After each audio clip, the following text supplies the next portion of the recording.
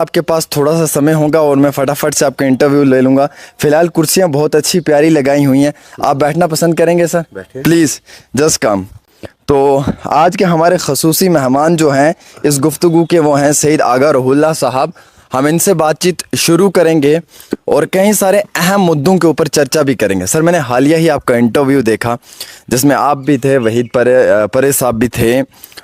आप दोनों की सर सहमति थी कई सारी बातों पे। आप दोनों ने जो भी बातें की वो दोनों बातें रेलिवेंट थी, दोनों बातें आपस में मैच कर रही थी। फिर बात कहाँ पे बिगड़ी सर? बात कहाँ पे बिगड़ी? बात तो कहीं पे नहीं बिगड़ी। जो हालात है यहाँ पे, अगर आप इस रियासत के बाशिंदे हैं, अगर आप अपने लोगों के दुख दर्द को समझते हैं तो आप सभी की बात एक ही होगी, एहसासात एक ही होंगे। तो मुझे नहीं लगता कि इसमें कोई हर्ज है। ये अच्छी बात है अगर 2-3 या जितनी भी पार्टीज़ हो या उनके नुमाइंदे हो, अगर लोगों के दुख दर्द को समझते हैं फिर उस पर बात करते हो और अगर उस पर इत्तेफाक है तो हमारे लिए अच्छी बात है। पीएचडी के हवाले से बात वहाँ पे बिगड़ी कि हमने देखा कि उनकी तरफ से तनकीद शुरू हुई नेशनल कॉन्फ्रेंस के ख़िलाफ़, फिर वो इफ़ेक्ट शुरू हुआ, यहाँ से भी उसका जवाब मिलना शुरू हुआ तो माहौल बिगड़ गया। फिर जो मैं कोशिश कर रहा था कि इत्तेहाद हो, इलेक्शंस में भी इत्तेहाद हो, वहाँ से वो माहौल बनाने में वहाँ से वो मदद नहीं मिली। सर पिछले 2 साल से कुछ इल्ज़ामात आयद किए जा रहे हैं आप पे भी खसूसी तौर के ऊपर कि आप भी अपनी पार्टी से नाराज़ थे, कई सारी चीज़ों को लेकर डिसएग्रीमेंट्स थे आपके। क्या ये सच है कि आप भी की भी नाराज़गी जो अब अपनी जमात के साथ थी कि स्टैंड नहीं ले पा रही आपकी जमात कई सारी चीज़ों के ऊपर? ये इल्ज़ाम कहाँ है, हकीकत है और आप सबके सामने है। और नाइत्तेफाकी होना अच्छी बात है। बहुत सारी जगहों पे मुझे लगा था कि उस तरह से हम काम नहीं कर रहे जिस तरह से हमें काम करना चाहिए, तो मैंने अपनी पार्टी की भी तनकीद की, क्योंकि मुझे जहाँ पे लगा कि हमें जिस तरह से खड़ा होना चाहिए शायद कोताही हो रही है।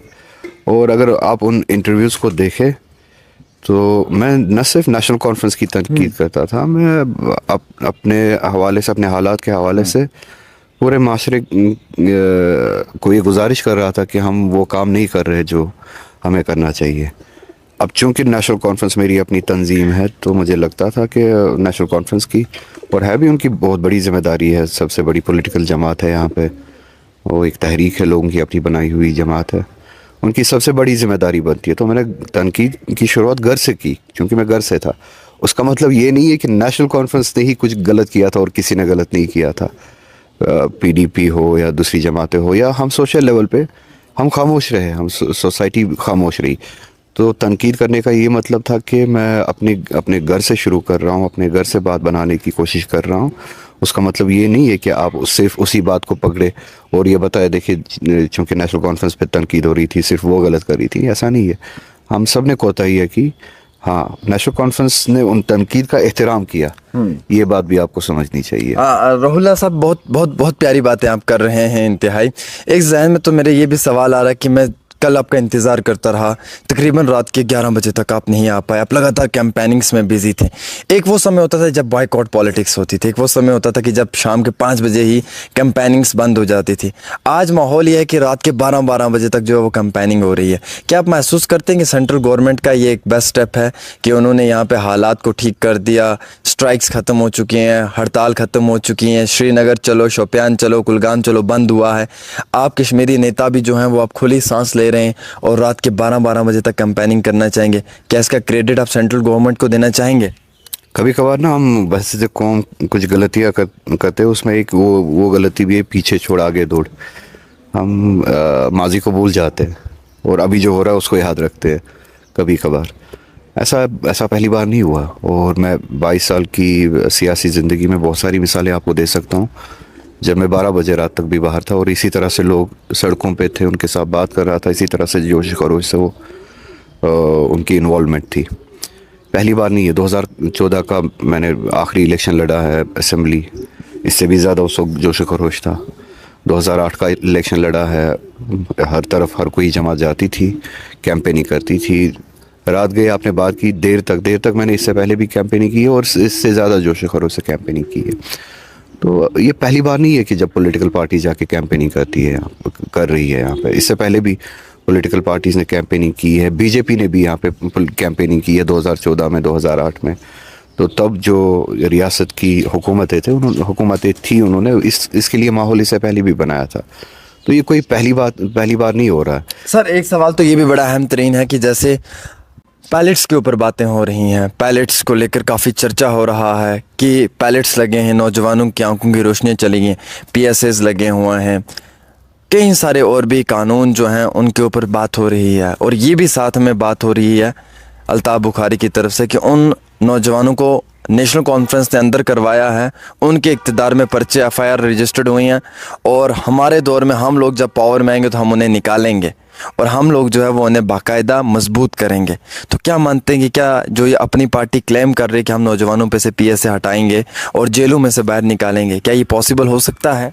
देखिए, पीडीपी के दौर में पुलिस के हाथों जवानों की आंखों पे पैलेट्स लगे, उसका मतलब ये थोड़ी है कि हम पूरी कौम को सजा दें। एनसी के दौर में नहीं हुआ सर। मुझे अपनी बात का जवाब देने दें। नेशनल कॉन्फ्रेंस के दौर के दौरान पुलिस की तरफ से ज्यादतियाँ हुई, उसका मतलब ये थोड़ी है कि हम पूरी कौम को सजा दें। नेशनल कॉन्फ्रेंस की गलतियों की सज़ा नेशनल कॉन्फ्रेंस को मिलनी चाहिए, पीडीपी की गलतियों की सज़ा पीडीपी को मिलनी चाहिए थी। 2019 में आपको भी सज़ा दी गई, हमें भी सज़ा दी, पूरी कौम को सज़ा दी गई। हमसे हमारा हक छीना गया, हमें गुलाम बनाया गया। ये किसी तरह का इंसाफ नहीं है। अब जिसका आपने नाम लिया अल्ताफ़ बुखारी, पीएसए, पैलेट्स वगैरह कह रहे हैं, 2016 के जिन वाक़ात के बारे में वो कह रहे हैं, तो वो कहाँ पे थे उस वक्त? वो उसी हुकूमत के हिस्सा थे ना। तो वो ख़ुद को पहले सज़ा दे। वो अपनी तनकीद कर रहा है तो पहले ख़ुद को लोगों से दूर करे, गुम करे अपने आप को, और ख़ुद को सज़ा दे। फिर ये जो बातें वो कर रहा है, इसमें हिपोक्रेसी है, मुनाफिकत है। पहले सज़ा दे ख़ुद को, पहले इस सज़ा को ख़ुद पे लागू करे, क्योंकि वो उस वक्त पीडीपी के हिस्सा थे, उस हुकूमत के हिस्सा थे। वो पीएसए लगाने में वो हिस्सेदार थे, वो पैलेट्स लगाने में वो हिस्सेदार थे। अगर वो हुकूमत ने लगाई थी, अगर वो पीएसए हुकूमत ने लगाई थी, तो उसके हिस्सेदार थे। ये मुनाफिकत है, वो इसको कहते हैं हाईएस्ट लेवल की वो हिपोक्रेसी है। मगर लोग जो है इन बातों को समझते हैं। इस वक्त मसला ये है कि पहले जम्मू कश्मीर की आवाम अपने हाथ में वो हक लाए कि जहाँ पे वो फ़ैसला कर सके, और मैं चाहता हूँ जम्मू कश्मीर के हाथ में वो, आवाम के हाथ में वो फ़ैसला करने की ताकत हो। फिर वो सज़ा दे लोगों को, हमें भी सज़ा दे, पीडीपी को भी सज़ा दे, मगर वो सज़ा देने का हक इस वक्त आपके पास हो। वो आपके पास नहीं, वो नागपुर के पास है इस वक्त, वो दिल्ली के पास है इस वक्त। फ़ैसले लेने का जो हक है, इख्तियार है, वो दिल्ली के पास है। वो दिल्ली आपको भी